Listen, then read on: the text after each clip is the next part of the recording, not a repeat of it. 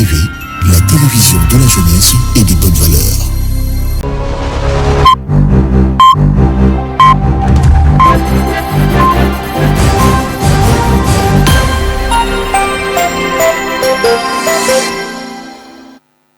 Très heureuse de vous retrouver pour cette nouvelle édition d'Information. Tout de suite les titres. Reçu par le chef de l'État Félix Tshisekedi, Maxime Prévost, ministre belge des Affaires étrangères, et a fait le soutien ferme de la Belgique et de l'Union européenne à la RDC dans sa crise.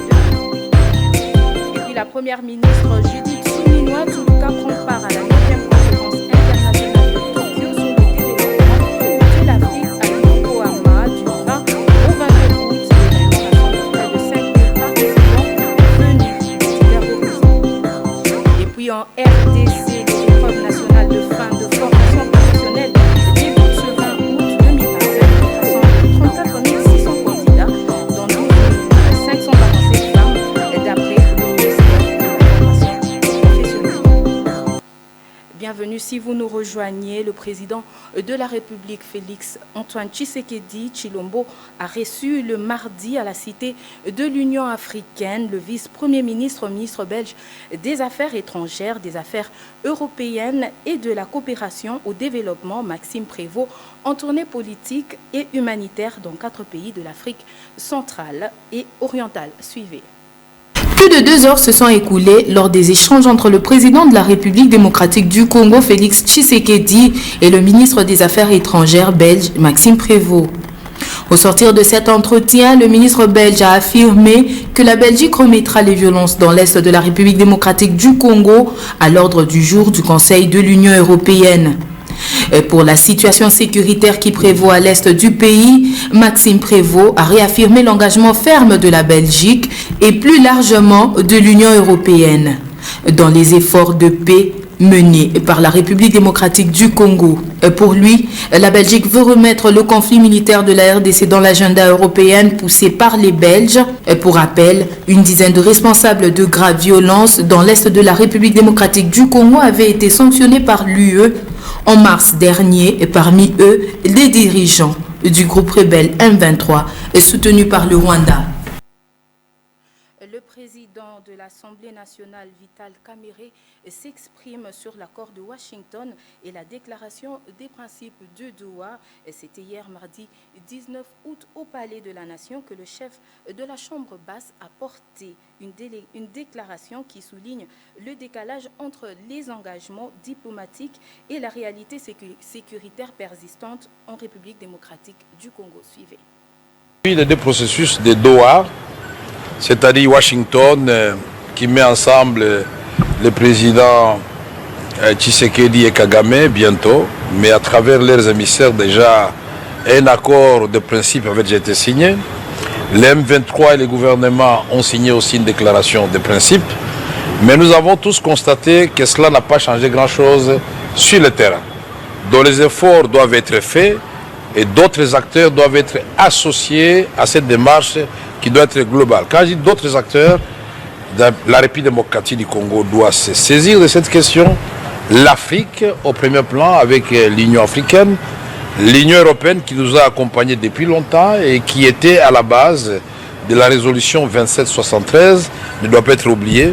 Et donc nous devons résoudre cette question de façon globale et dans l'intérêt de tout le monde, de la République démocratique du Congo, du Rwanda et surtout de la population congolaise qui est la première victime de cette guerre. J'apprécie à sa juste valeur la diplomatie belge, et j'emprunte le mot du vice-premier ministre, qui a été vocal, qui a été audible. La Belgique a sans fioriture et sans ambiguïté plaidé pour que le Congo et le Rwanda ne puissent pas bénéficier du même traitement, puisque nous n'avons jamais franchi la frontière commune entre nos 2 pays, le Rwanda et la République démocratique du Congo. Je voulais annoncer au sommaire, la première ministre Judith Suminwa Tsholoka participe à la 9e conférence internationale de Tokyo sur le développement de l'Afrique TICA dans sigle qui se tient à Yokohama du 20 au 22 août et réunit près de 5000 participants accompagnés d'une délégation composée de quelques membres du gouvernement. La chef du gouvernement prévoit également des rencontres visant à renforcer les relations diplomatiques. Reportage. C'est avec un agenda chargé que la première ministre Judith Suminwa séjourne à Yokohama à Tokyo. Elle s'y est rendue pour représenter le chef de l'État, Félix Tshisekedi.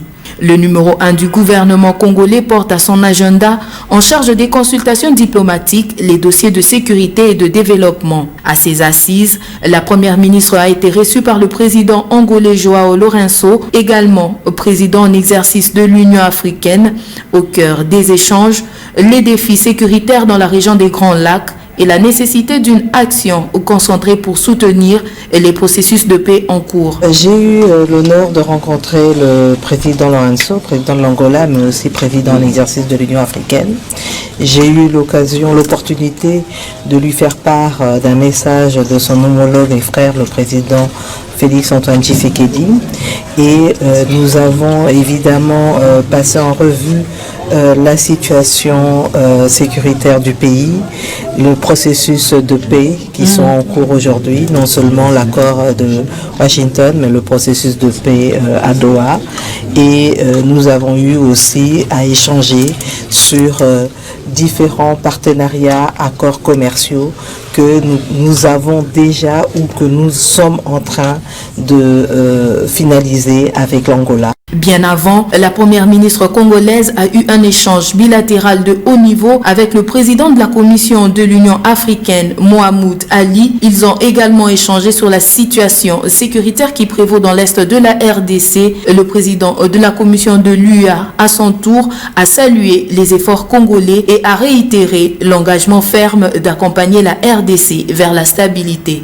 Faisant d'une pierre deux coups, toujours en marge de TICAD 9, la première ministre Judith Suminwa Tsholoka a également accordé une audience à Raouf Mazou, haut commissaire adjoint chargé des opérations du Haut Commissariat des Nations Unies pour les réfugiés HCR. Les échanges ont porté sur le rapatriement des réfugiés congolais du Rwanda et des réfugiés rwandais se trouvant en RDC. Notons que l'équipe gouvernementale était constituée de Daniel Mukoko Samba, vice-premier ministre et ministre de l'économie nationale, Julien Paluku, ministre du commerce extérieur.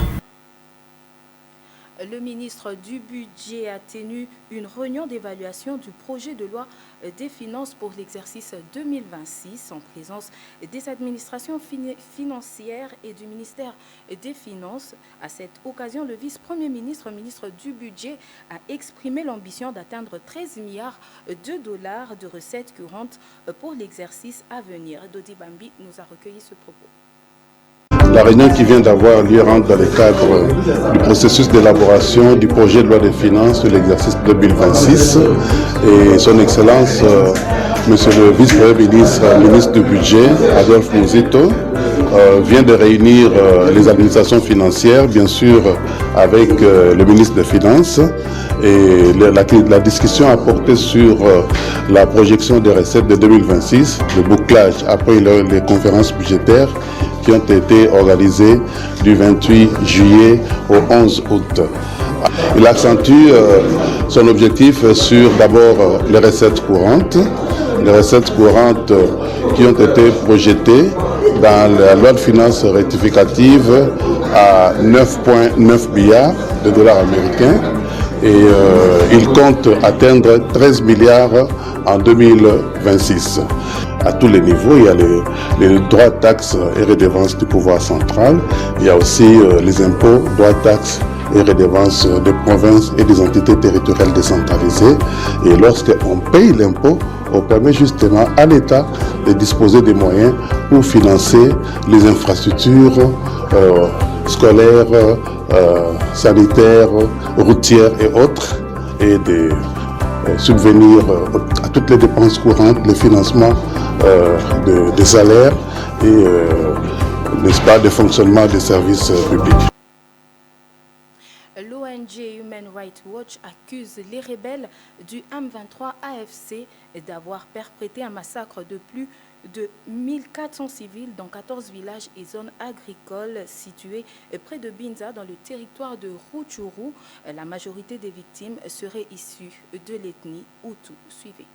L'ONG Human Rights Watch révèle que le groupe rebelle M23 AFC est responsable du massacre de plus de 140 civils dans 14 villages et zones agricoles près de Binza dans le territoire de Rutshuru. Selon Human Rights Watch, la majorité des victimes sont de l'ethnie Hutu, mais de personnes de l'ethnie Nandé figurent également parmi les morts. Cette organisation de défense des droits humains exprime sa vive inquiétude face au fait que le M23 AFC semble viser délibérément le civil Hutu à proximité de prétendues positions des FDLR. Cette attaque pourrait s'apparenter à un nettoyage ethnique, une situation qui alarme la communauté internationale et pourrait déstabiliser davantage la région. Monsieur Ndolka, notre correspondant à Goma, vous donne plus de détails sur la situation. Par rapport au rapport publié par l'organisation Human Rights Watch sur le massacre dans la ville dans le Massissi,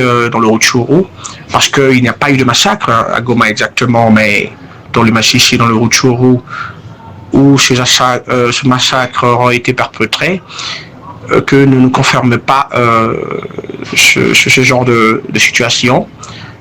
Et donc, à mon niveau ici à Goma, j'ai suivi aussi ce rapport de Human Rights dans la presse en ligne.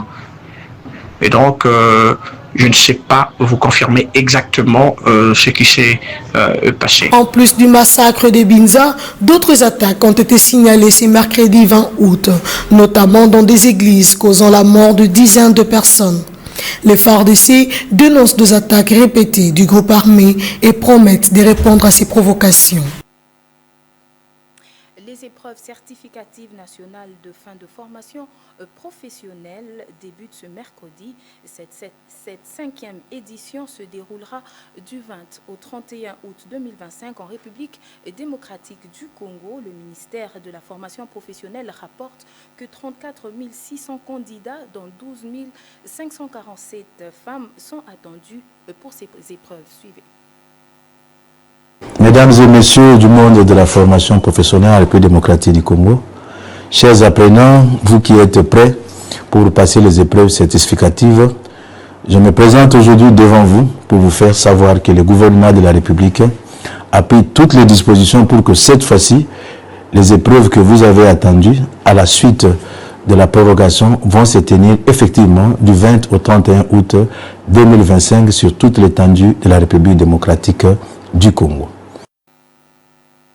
En prélude à sa mission d'itinérance dans la province du Kwilu, le vice-premier ministre, ministre de l'Intérieur, Sécurité, Décentralisation et Affaires coutumières, Chabani Louko, a échangé ce mardi 19 août à son cabinet de travail avec le caucus des députés nationaux et sénateurs de cette province. Suivez. Les élus du peuple ont exposé au vice-premier ministre, ministre de l'Intérieur, Sécurité, Décentralisation et Affaires coutumières, Jacquemain Chabani, les principales difficultés qui affectent leur entité, notamment le phénomène Mobondo qui continue de s'aimer la terreur, la gestion de la territoriale, le sous-effectif des forces de l'ordre, la problématique des successions coutumières dans certains regroupements et villages, source majeure de conflits interethniques, ainsi que la dégradation des principales artères de la voirie urbaine. Et nous nous sommes mis à parler d'abord de problèmes sécuritaires. Vous savez que Mobondo, qui a attaqué aux environs de Kinshasa, a atteint le Kwilu profondément, si je dois le dire, parce qu'il y a des déplacés. Et ça nous a empêché même de continuer des routes de desserte, parce que tous ces mouvements dérangent les populations, même le problème des champs, on ne sait pas aller faire l'agriculture. Et nous avons parlé aussi du problème de policiers. Il n'y a pas assez de personnel et l'équipement aussi de ces policiers. Nous avons parlé aussi du vieillissement de l'administration en termes de collectivité, secteur, et aussi le problème de succession coutumière dans des regroupements et dans des villages où cela s'est fait d'une manière forfaitaire. On veut bien qu'on puisse suivre les lignées prévues coutumièrement. Et aussi le problème qui est encore sur la table qu'il va trouver, bien sûr, quand il va faire l'itinérance, c'est le conflit territorial en termes de limites, principalement de la ville de Kikwit, avec ses quartiers qui sont puisés dans les territoires de Boulongo. À l'écoute de ces préoccupations, le vice-premier ministre a sollicité l'accompagnement de ses parlementaires lors de son itinérance prévue dans les prochains jours au Kwilu afin de mieux cerner ces questions sur le terrain et d'y apporter des solutions durables. Il convient de noter qu'un forum de paix, similaire à celui organisé récemment dans la Chopo, est programmé dans le tout prochain jour dans cette province en vue de parvenir à une réconciliation durable et de renforcer la cohésion sociale entre les communautés en conflit. Le parti de Moïse Katumbi a été auditionné sur ses liens présumés avec le M23. Le parti d'opposition Ensemble pour la République a été convoqué au ministère de l'Intérieur pour s'expliquer sur un rapport de l'ONU. Ce document rédigé par des experts accuse Moïse Katumbi d'avoir des liens avec le groupe rebelle M23. Samuel Angaboula. Le vice-premier ministre, ministre en charge de l'Intérieur, Sécurité, Décentralisation et Affaires coutumières, Jacquemain Chabani, a reçu ce mardi les représentants du parti Ensemble pour la République de Moïse Katumbi. L'exécutif de ce parti de l'opposition était invité pour clarifier l'autorité en charge de la gestion des partis politiques sur le récent rapport du groupe des experts des Nations Unies du 3 juillet 2025, adressé au président du Conseil de sécurité des Nations Unies par les groupes d'experts sur la RDC, évoquant des liens présumés avec le leader d'Ensemble pour la République et le mouvement rebelle M23 AFC. Face à cette situation, les cadres du parti de Moïse Katumbi ont rejeté toute implication. Bon, quoi qu'il en soit, ce n'est qu'une supposition, si. Alors nous disons, laissons-nous le temps de pouvoir vérifier toutes les choses. Parce qu'il peut être vrai qu'un rapport ait circulé. Mais la personne qui est mise en cause a un droit de réponse. La personne qui est mise en cause peut dire, écoutez, ça c'est tout simplement de blabla. Donc nous pensons qu'il y a lieu pour que nous soyons tous sur la même longueur d'onde que la partie qui accuse. Et que nous qui sommes accusés, nous ayons notre droit de réponse. Et là, c'est la personne qui est accusée qui peut nous clarifier. Voilà. Mais en ce qui nous concerne, nous sommes un parti de paix. Et le président Moïse Katumbi est un homme de paix. Et ça, c'est connu de l'ensemble du peuple congolais. Ce rapport des experts onusiens cite explicitement l'ancien gouverneur du Katanga parmi les personnalités soupçonnées d'entretenir des rapprochements avec des forces négatives opérant dans l'est de la RDC. Se disant surpris par la gravité de ces révélations, les responsables d'Ensemble pour la République ont sollicité du VPM Chabani et obtenu une échéance, le temps pour eux d'avoir des éclaircissements sur ce dossier. Dans la nuit du 19 au 20 août, l'ancien ministre de la Justice, Constant Moutamba, a passé la nuit devant sa résidence entouré de ses partisans de la dynamique progressiste révolutionnaire. Selon ses proches, cette mobilisation pourrait se répéter chaque soir jusqu'au verdict de son procès attendu le 27 août 2025. Kétia Bouloua pour plus de détails.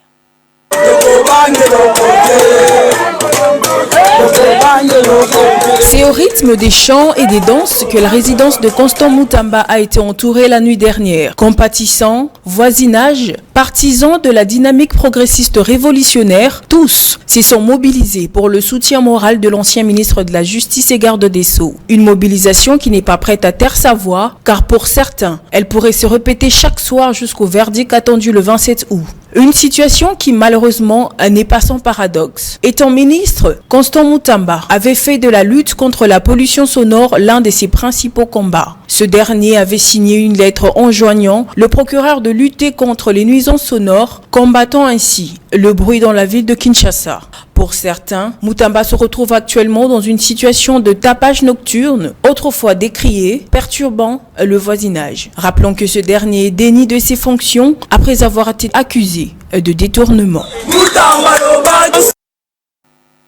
Voilà qui met fin à ce journal. Si vous nous avez pris en cours de diffusion, voici ce qu'a été l'essentiel de l'actualité. Vous avez suivi dans ce journal le chef de l'État, Félix Tshisekedi, qui a reçu Maxime Prévost, ministre belge des Affaires étrangères. Ce dernier réaffirme le soutien ferme de la Belgique et de l'Union européenne à la RDC dans sa quête de la paix. Et puis la première ministre Judith Suminwa Tukuka qui prend part à la 9e conférence internationale sur le développement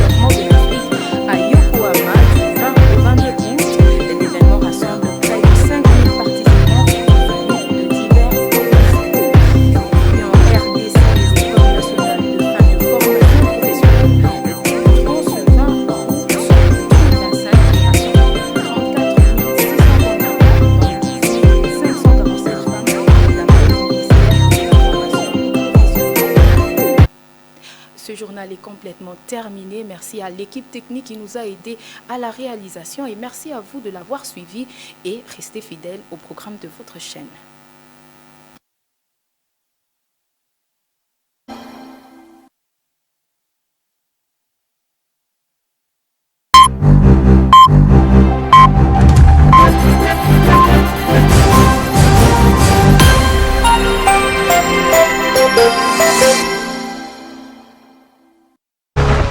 KMC, la télévision de la jeunesse et de bonnes valeurs.